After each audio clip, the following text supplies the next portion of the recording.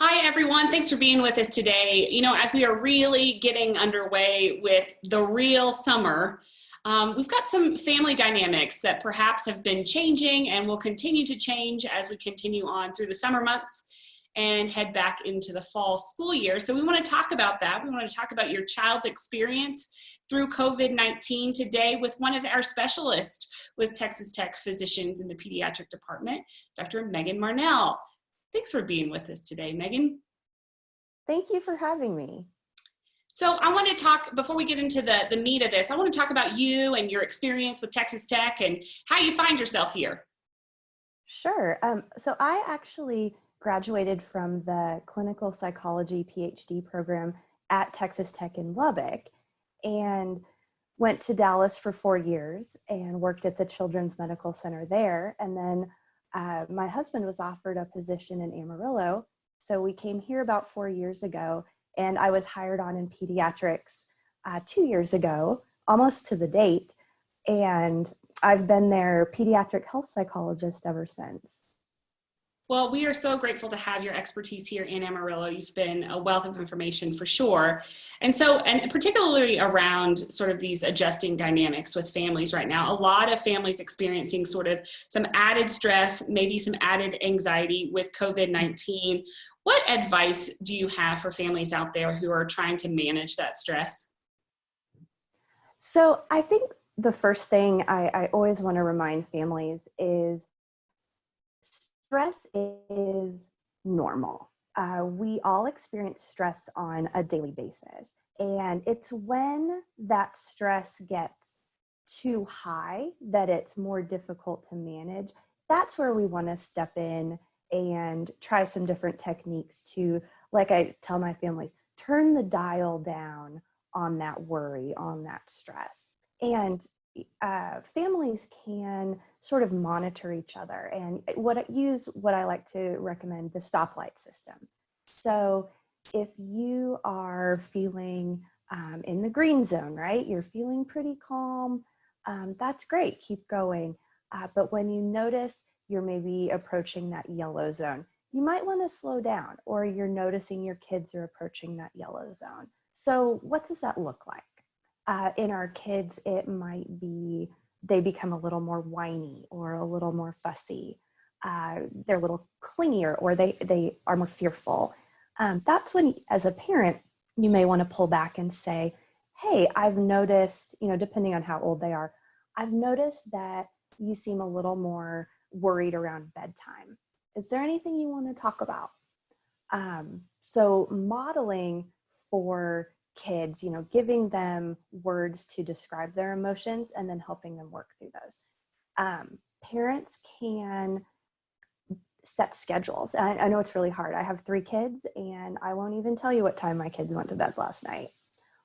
But if you can try to bookend your days, so get up about the same time, go to bed about the same time, have your meals about the same time, set a bedtime routine for yourself and for your kids.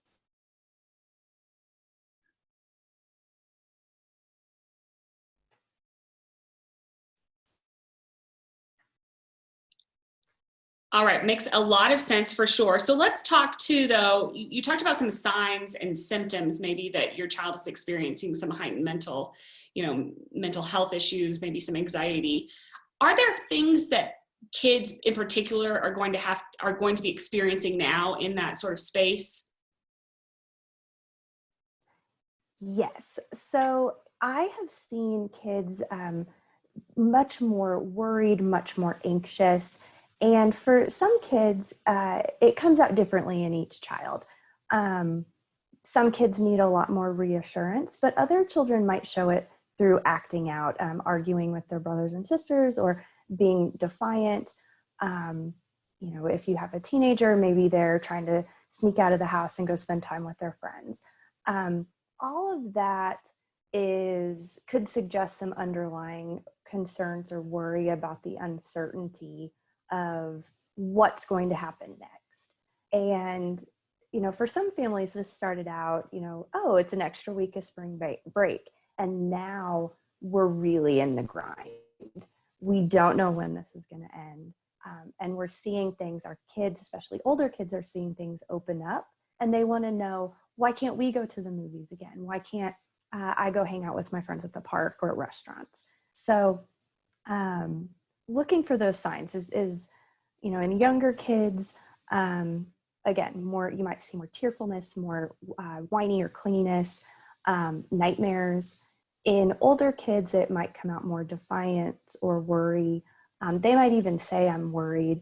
Appetite changes, physical symptoms, so stomach aches, headaches, body aches, things like that. Because kids are also experiencing the same anxiety we are. They are also concerned. They're also confused. There's also fatigue, right? All of those same things are happening in children. They're just happening and exhibiting in different ways. Yes.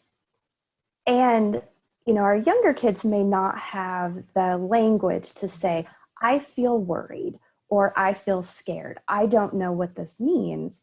And so we have to help our kids. We can model for our kids healthy coping skills, giving language to what we're feeling to model those behaviors for our children. That's really good advice. So a dear friend of mine has 3 children. She was very excited about summer camps. You get a little break from the kiddos, you have something to send them to do. And then suddenly all of the summer camps just in a wave got canceled, or all of our vacations in a wave got canceled. I think managing schedules is one thing that we should talk about, but also parents are very downtrodden right now. They do not know what to do next. And it feels really hopeless and helpless for them too. Yes. And I was talking to my best friend the other day, who is an attorney and is working from home right now in the Seattle area. And I said, we as parents are sort of under this expectation that we have to do it all, and we have to do it all well. And we are constantly switching between, okay, at 8:00 in the morning, I have my work hat on, but 15 minutes later, I have to put my teacher hat on and help. And then I have to fix lunch for everyone and throw in a load of laundry.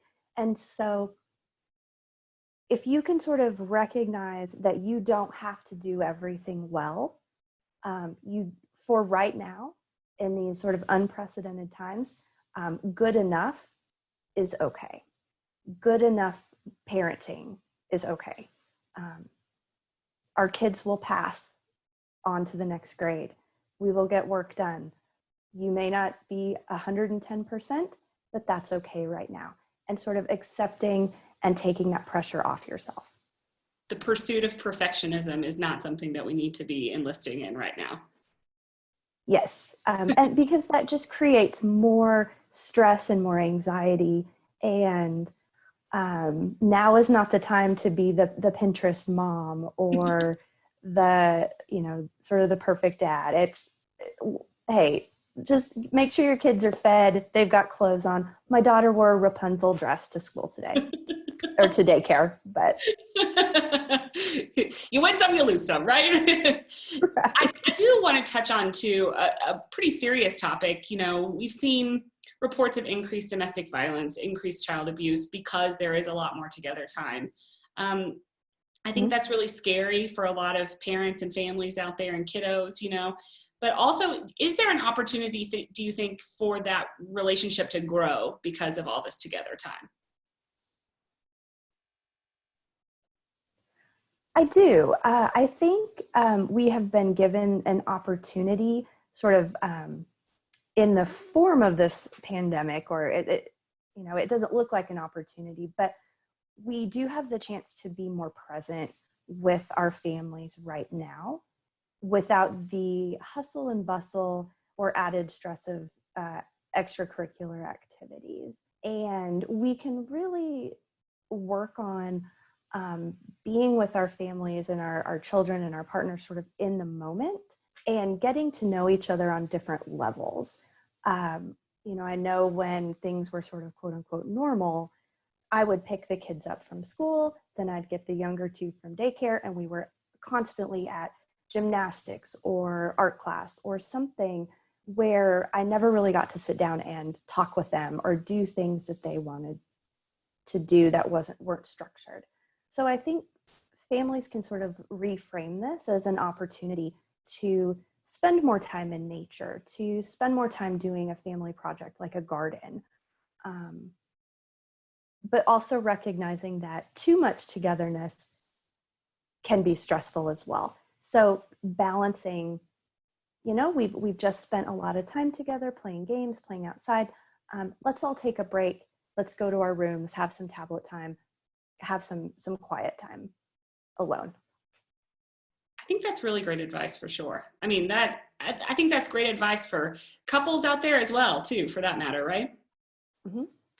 And I think too, for parents and for kids, recognizing that you don't have to enjoy every single second of your time together.